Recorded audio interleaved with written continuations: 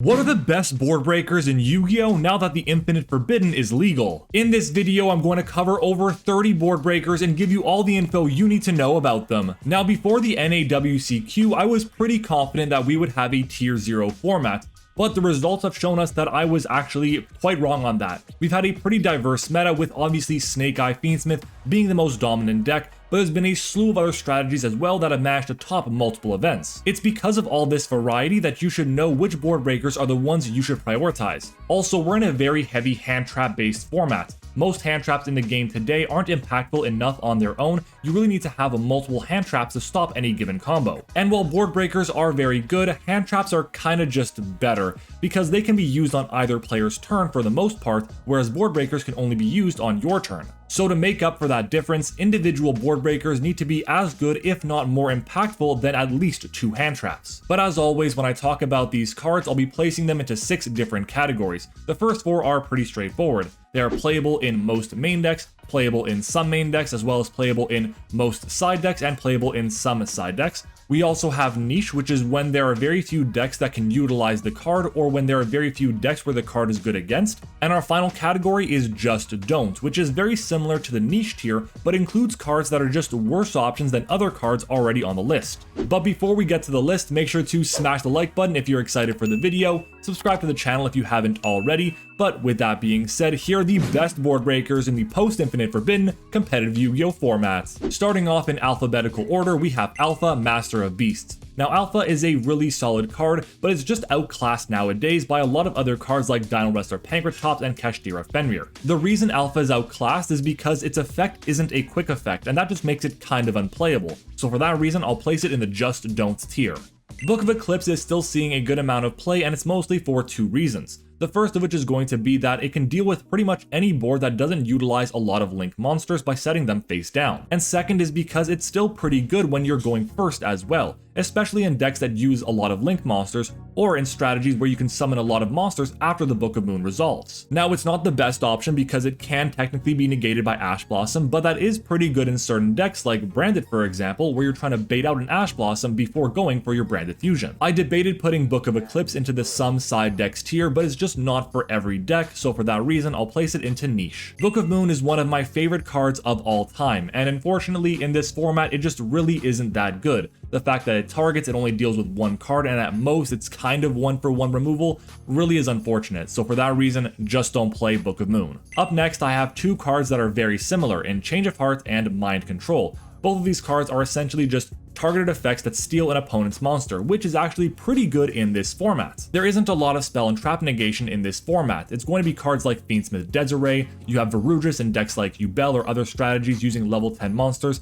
and even Hope Harbinger as well, but that's less popular. So if you go for Change of Heart when they don't have one of these monsters on the field, you can take control of a big threat to your chances of breaking that board. And there are a lot of situations where players will not go for a spell and trap negate, so if you can steal something like an Appaloosa against Yubel or Snake Eye, you're going to be in a really good position to negate any of their interaction. If you can steal Appaloosa with 2 or 3 negates on it, you're going to be in such a good position. And it's because of these reasons that I believe that Change of Heart is slightly above Mind Control, but both of them should go in the some side decks tier. Snatch Steal is back to 1 copy, and it also is recently reprinted as well. But is it better than something like Change of Heart? Well, that's a bit debatable. The card still is targeted effects that will steal an opposing monster, and while it does have technically more weaknesses because it's weak to just random removal options, like if you had an MST for example, you can beat Snatch Steal, but it does also technically have more upside as well. We've already established that taking control of opposing monsters is very good, and while Snatch Steal does have a couple of downsides, it's still a great card and in my opinion should be a playable card in the side deck and would go into the some side decks tier. Cosmic Cyclone is one of the best side deck cards in the game today, and honestly is kind of like the poster child for side decks. It's able to deal with so many different cards, whether it's going to be field spells, floodgates, random cards in the spell and trap zone that people are using nowadays all the time as part of the Fiendsmith engine or Snake Eye engine. It is just a phenomenal card that's so flexible as well, and can be used going first and going second. I honestly believe there are so few scenarios in which you would not play Cosmic Cyclone in your side deck. Cosmic Cyclone definitely goes in the playable in most side decks tier. So the next couple cards I want to talk about are the cards I would describe as classic board wipes, starting off with Dark Hole. Now, Dark Hole is in an interesting position because, in general, board wipes are pretty good, but the fact that it has no advantage for you right now means it's not as good as other options. Really, you want to play Dark Hole when your opponent is giving you monsters that would prevent you from doing your game plan. In this case here, the only card that's being given to you is going to be something like a Gimmick Puppet Nightmare, which at that point, Dark Hole doesn't accomplish anything for you. I just think there are significantly better options than Dark Hole as a board wipe, and for that reason, I'll place it in the just don't tier. Moving on though, we have Raigeki, which in my opinion is a significantly better card than Dark Hole. If you drop Raigeki, then your opponent has to respond to it or they lose a massive board that they ended up working really hard on. And if it does get negated, just go ahead and drop another one because it's not once per turn. There's also no requirement for you to activate it, like controlling no face-up cards for example, which is a pretty big advantage. The issue is it's not for every single deck, and you do have to have the appropriate deck space to run it effectively. Honestly, it's really going to be Tenpai Dragon that's seeing the most play using Raigeki, and for that reason I'll be placing it in the niche tier. Lightning Storm is really cool because of its flexibility for dealing with face-up attack position cards or with any back row card as well. The issue is there is a bit of a restriction on it where firstly you can only use one per turn, and second you can't control any face-up cards to activate it, so after your first turn it's kind of going to be dead. But that flexibility is still so powerful that it does deserve to see play in a lot of side decks. Lightning Storm is a very solid card at dealing with so many different decks, whether it's going to be with their monsters or their back row, and for that reason I think it's a playable card in some side decks. And finally we have Harpie's Feather Duster. I think this is a great card in this format. There's no restriction on it, there's no requirement for you to be able to use for it, it's not once per turn if you could just recycle it for example, and it gets rid of all the back row. It is a great choice in the side deck right now, and this paired with Cosmic Cyclone helps you deal with a lot of the powerful floodgate decks in the game today, and for that reason, I would put Harpie's Feather Duster into the playable in most side decks tier. Dark Ruler No More has grown on me this format, not because it's the perfect board breaker, but because it kind of does exactly what I want out of a board breaker, which is going to be to simulate multiple hand traps. If my opponent goes for a full Snake Eye or U-Bell board, I can slap down Dark Ruler No More and approximate a couple different hand traps by making it so their monsters on their field can't activate their effects. Now sure, there are ways they can deal with Dark Ruler. For example, if they have Fiendsmith Desiree, they can chain a trap card to the Dark Ruler No More and then activate the effect of the Desiree to negate it. That could be pretty strong, but there's not always going to be that situation live. But one of the most important things about Dark Ruler No More is that it just kind of lets you play the game, and for that reason alone, I would put Dark Ruler No More as playable in some side decks. I love Dinowrestler Pankratops. It's one of my favorite cards of all time, and I honestly love the effect of it and think the effect design is very fair, balanced, and still very strong nonetheless. The issue is that targeted destruction in a monster effect just isn't that powerful right now, mostly because it's only a one-time use effect while you have the Pankratops on the field. I just don't trust that it's better than other options that do something similar to it, like for example Kashtira Fenrir, so for that reason I'll put Pankratops in the niche tier. Enemy Controller is just a worse version of Change of Heart right now in my opinion. Sure, it has its positives, it being a quick play spell, attributing a monster can be really good to dodge targeted effects like an Infinite Impermanence for example, but the fact that it requires you to have a monster on field to take control of another monster is a little bit tough in my opinion. It's a very good card, but right now I would rather have other options instead of it, and for that reason I'll put it in the niche tier. Evenly Matched is like the classic side deck card. It'll never see played anywhere but the side deck, and honestly it's pretty good this format. As a board breaker, it's amazing because you can get rid of pretty much every single card your opponent would control. On top of that, if you pair with a card like Infinite Impermanence for a negation or Forbidden Droplet, then your opponent has a really hard time dealing with that card. Not every single deck wants to play it, like for example, you would never play this in Tenpai Dragon, but it's still a phenomenal card nonetheless, and it should be playable in most side decks. Forbidden Chalice is one of those cards that you can pair with Evenly Matched to make it even better, but honestly, I don't really recommend it. Forbidden Chalice is just like a worse version of Infinite Impermanence, and for that reason, just don't play it. But Forbidden Droplet I really like in this format. Having the chance to get rid of negates or interruptions on multiple cards your opponent has without having the chance to be responded to is really nice, and it can also be used on both your turn and your opponent's, and even in the damage step. It's not a perfect board breaker though. It doesn't offer any removal, which can be a little unfortunate in certain situations, and sometimes paying the cost for this card can be very expensive and tough for certain decks to do. But its flexibility is just so key that while it's an amazing side deck card, it's actually seeing a lot of play in some main decks. Herald of the Abyss is very good in very specific matchups, like for example, Pearly, and that deck unfortunately is not seeing a lot of play right now. If that deck comes back into the format, then I think Herald will see a lot more play, but for the time being, just don't play Herald of the Abyss. Kaijus are fine, but nothing special. There just isn't a singular matchup that's really good for Kaijus right now. And when you think about it, right now, 1-for-1 removal just isn't that good, unless it has the opportunity for upside like something like Change of Heart or Mind Control to take an opponent's monster. It's just not the format for Kaiju, so in my opinion, just don't play them. Lava Golem is seeing a small amount of play in Yu-Gi-Oh today, but mostly in stun decks, because most decks in the format today are putting up at least 2 monsters as part of their end board.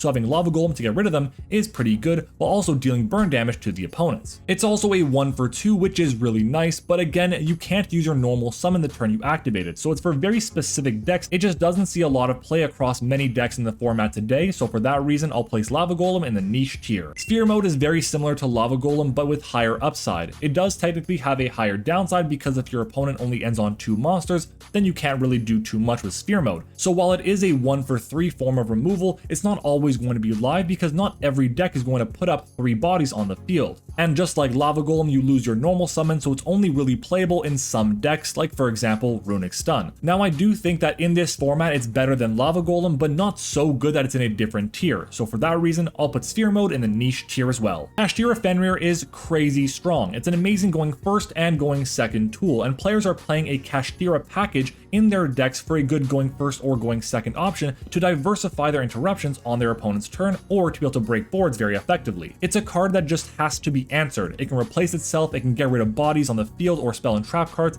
It is such a phenomenal card in this format right now. If a board breaker is inflexible, it'll see a lot less play in main decks, but Kashtira Fenrir has so many options for it to be great, and for that reason I'll put Kashtira Fenrir in the playable in most main decks tier. Kurikara Divincarnate is in a weird spot right now because there's no doubt it's a good card, but it doesn't do too much for you in the format today. Honestly, you can get rid of a massive amount of cards, but it's not going to be as impactful as it once was. I think it's still a good choice, like as a one-of in Snake Eye decks for example, because it's searchable, but it's not going to be good for everyone. And for that reason, I'll put Kurikara in the niche tier. Metaltronus is a great tech card for formats where there's going to be a lot of common cards seeing play in the game, especially in the extra deck. I think we're in a format like that right now. Just think about it. If you go for Metaltronus when your opponent has an Appaloosa on field or a copy of SP Little Knight, you can get rid of those interruptions pretty easily without putting up a fight. But it's also really good when going first as well. For example, if you go for a full Fiendsmith combo, you shuffle back into the extra deck your copy of Moon of the Closed Heaven. When your opponent summons out their copy of Moon, you can activate Metaltronus and banish it so they can't access their Fiendsmith combo anymore. I already mentioned it's really good against Appaloosa and SP Little Knight, but it's also pretty good against Phantom of Yubel and even Fiendsmith Desiree in some instances. I genuinely believe it's one of the most underrated board breakers in the game today and should see a good amount of play, but it's not for every single deck. If you're playing a strategy like Snake Eye or Yubel or anything else using the Fiendsmith cards, I definitely recommend it as an option and should be playable in some side decks. Monster Reborn is a very interesting card because it can be very good against certain options. Like for example, you can revive back a Promethean Princess to use it as your own extender, or to be able to stop it as an interruption on your opponent's side of the field too. In theory it's very good, but in practice it's not that strong right now. It definitely was a bit more popular before the Fiendsmith cards came around, and for that reason I'll put it in the niche tier. Spell card Monster Reborn on the other hand is a much better card right now, because it's exactly a quick play spell. If your opponent decides to go for a Promethean Princess in the graveyard or decides to revive a card for any means or do anything honestly with the graveyard, you can activate Spell card Monster Reborn and take that monster, which can be so powerful to allow you to break through their board but also interrupt them when you're going first too. Again, the flexibility of these board breakers is so critical, and it's because of that flexibility that I'm putting Spell card Monster Reborn in the playable in some side decks tier. Super Polymerization is obviously a very strong and powerful card, but it's not seeing a lot of play today because most decks just can't afford the extra deck space to make the card as good as possible. The most common scenario is that it's going to be a 2-for-2 where you give up the discard on the Super Polymerization and fuse away 2 opposing monsters, which can be very strong. The issue is the card that you're getting back in the Garura or the Mud Dragon just isn't going to be as good as you think it would be. It's just not the format for Super Poly to be as strong as you want it to be, but there are decks where it can be very powerful, and for that reason I'll place it in the niche tier. Triple Tactic Talents is awesome in this format. There are so many hand traps running around, and if you open up a 5-card hand, it's very likely you're going to see at least one hand trap. If you can resolve Triple Tactic Talents when going first to take a look at your opponent's hand, that's obviously really powerful. And when going second, stealing an opponent's monster without targeting is insane, but on top of that, you're also able to draw into more engine pieces to break through a board. Talents is a fantastic card in this format because of how many hand traps are running around. and in my opinion, Triple Tactic Talent is playable in most main decks. Triple Tactic Thrust is also an amazing card, but is not going to see anywhere near as much play as Talents would. It's still going to be good, but because most of the time when you're going first, there's not going to be a monster on your opponent's side of the field, it's not as flexible or as good as something like Triple Tactic Talents would be because you're not getting the maximum possible effect. But the decks that can play it absolutely love it. And when going second, if you can go for Thrust into Talents for example, that does give you a good amount of benefits as well. It's just not seeing widespread play across many decks, but it still is a phenomenal card in this format, just for the right decks. And for that reason, I'll put it as playable in some main decks. Twin Twister is just a worse version of Cosmic Cyclone. Sure, it gets rid of 2 cards, but it destroys and doesn't banish, and it gets rid of a resource for you as well, which can be difficult to deal with for many decks too. There are just better options in my opinion, so for that reason, just don't play it. Ultimate Slayer is a very strong card, but isn't seeing a lot of play in this format.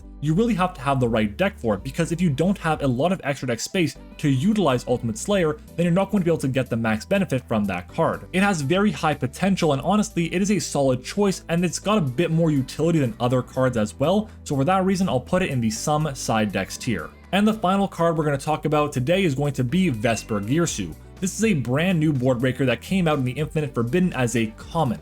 I think it's going to be a really good card that has a lot of potential. The issue is you give your opponent the choice to determine how powerful it's going to be, which can be problematic in some instances. But again, I do think that at some point it's going to see a lot of play, but is just not yet. So for that reason, just don't play Vesper Girsu. And there you have it, that is my tier list for the best board breakers in Yu-Gi-Oh! Post Infinite Forbidden. The format is dominated by Snake Eye, Yubel, Fiendsmith, and Tenpai Dragon, and you have to know how to beat them. Speaking of which, check out my ultimate guide on how to beat Snake Eye Fiendsmith. It's the video right here in the cards. Subscribe to the channel if you want to see more videos that'll help you get better at Yu-Gi-Oh! Leave a like if you enjoyed the content, and thank you to my channel members as well for going above and beyond. And thank you all for watching, I hope you enjoyed it, and I'll see you all next time.